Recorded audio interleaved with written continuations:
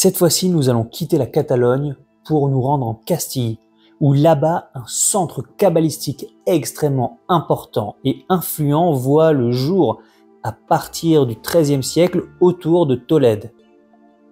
Il y a un véritable bouillonnement, une créativité, un foisonnement d'idées incroyable.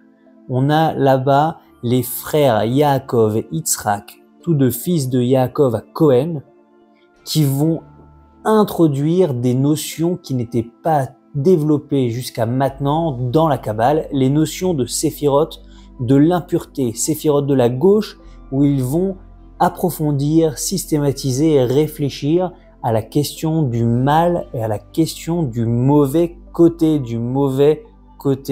des séphiroth. Et Rabbi Yitzhak va écrire un livre extrêmement important, à Hamoud Asmali, le pilier de la gauche qui représente le côté du mal, sur les différentes forces du mal comme les démons, comme Lilith, comme Samaël. On n'en parlait pas beaucoup avant, on n'approfondissait pas ça énormément, même s'il y a eu bien entendu des allusions, on savait que ça existait, mais là on va vraiment aller au fond des choses. Et bien entendu, on a deux énormes figures, Rabbi Joseph Yosef Gigatia et Rabbi Moïse Moshe de Léon, qui sera bien entendu relié à l'expansion de la littérature zoharique. Et tout ce centre-là qui va être extrêmement producteur et créatif amènera à la formation de la littérature zoharique vers la fin du XIIIe siècle. Cela deviendra le canon kabbalistique le plus important. Les kabbalistes postérieurs vont tous se mettre à interpréter, à apprendre, à essayer de comprendre le Zohar. Il devient aussi, sinon plus important que le Sefer Yetzirah, le livre de la formation pour les kabbalistes, et notamment le grand centre de Kabbale de Tzfat le mettra sur un piédestal comme un livre saint. Comment comprendre qu'une littérature aussi grande, aussi de grande qualité, mais aussi de grande quantité, d'ailleurs beaucoup plus que tout ce qui a été écrit avant dans l'histoire de la Kabbale, a vu le jour comme ça en Castille? Eh bien, selon Moshe Idel, le professeur Moshe Idel, qui est le successeur du grand chercheur en Kabbale Gershom Scholem, il y a une fenêtre de créativité qui s'ouvre en Castille parce qu'il n'y a plus de figure rabbinique conservatrice qui est là pour freiner quelque part le foisonnement d'idées kabbalistiques et pour encadrer la parole kabbalistique. À la mort en 1263 de Rabbi Yonah de Géronde, on est obligé de faire appel à des rabbins ashkénazes pour endosser le titre de grand rabbin de Castille, car on n'a plus de rabbins assez compétents et assez influents, assez forts pour devenir le grand rabbin de Castille. Et donc, ça permet vraiment une créativité et une expansion de la Kabbale. Mais alors, qu'est-ce que le Zohar? Eh bien, le Zohar est un assemblement d'écrits, en général en araméen, sur différents sujets et qui vont suivre l'ordre des parashot du Pentateuque. Il adopte un style midrashique, mais dans son style midrashique, il fait des allusions au secret de la Torah, au secret kabbalistique.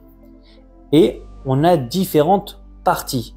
On a le Midrash Hane'elam, le Midrash caché, qui est plus proche de la philosophie. On a le corps du Zohar, qui est une compilation, comme on l'a dit, d'écrits araméens, mais qui sont proches, on l'a remarqué, de l'écriture de Moïse de Léon, ce qui permettra de faire une certaine corrélation entre les deux et on va soupçonner à ce moment-là Moïse de Léon d'avoir écrit une partie du Zohar. Et vers le début du XIVe siècle apparaissent les Tikkuné Zohar et le Re'aya Me'emna qui sont en réalité des livres en débat avec le corps du Zohar.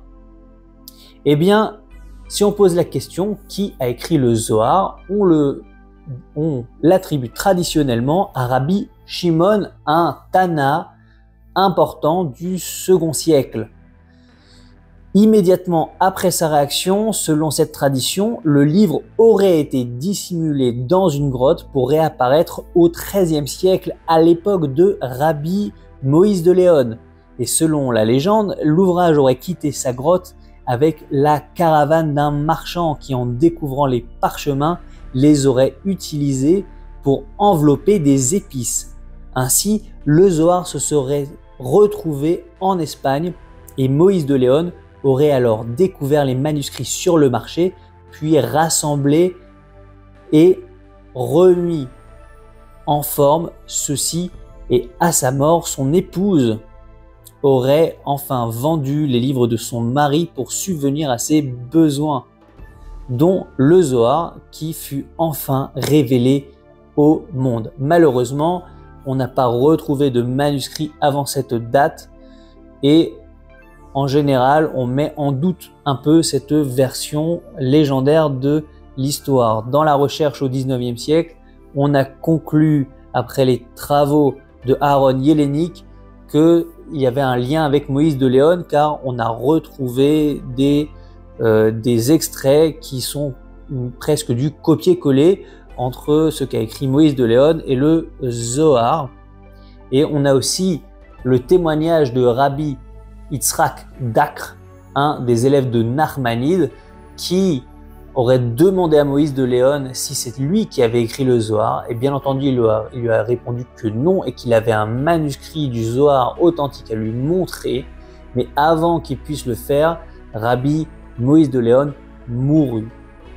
Et il vient voir sa femme et arrive à la convaincre de lui dire la vérité. Et pour sa femme, il est clair que c'est son mari qui a tout écrit et qui aurait attribué les écrits à Rabbi Shimon pour que les gens achètent et reçoivent de lui les enseignements.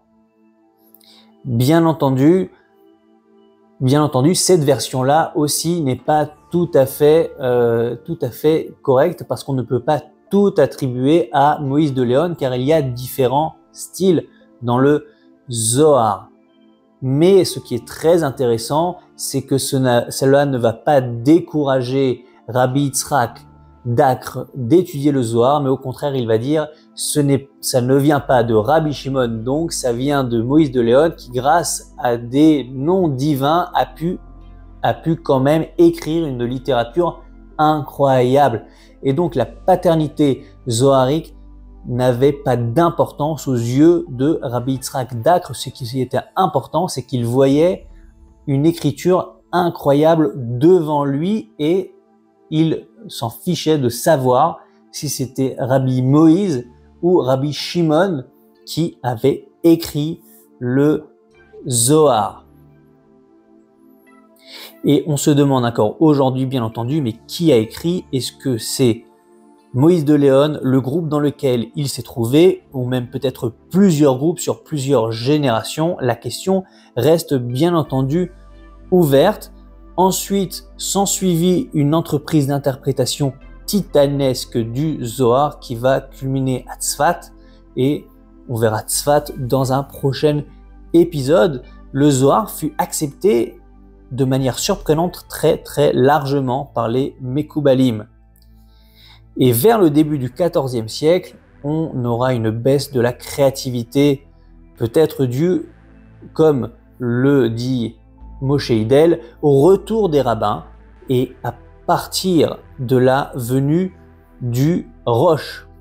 Après, on va imiter un peu l'écriture du Zohar, on va, aux côtés des interprétations qu'on va en faire, on va devenir carrément dépendant et admiratif du Zohar et cela va continuer en tout cas en Espagne mais aussi plus largement dans le monde kabbalistique jusqu'à l'expulsion des Juifs d'Espagne. Merci de m'avoir écouté et abonnez-vous à la chaîne pour d'autres contenus sur la Kabbale, la pensée juive et la philosophie juive.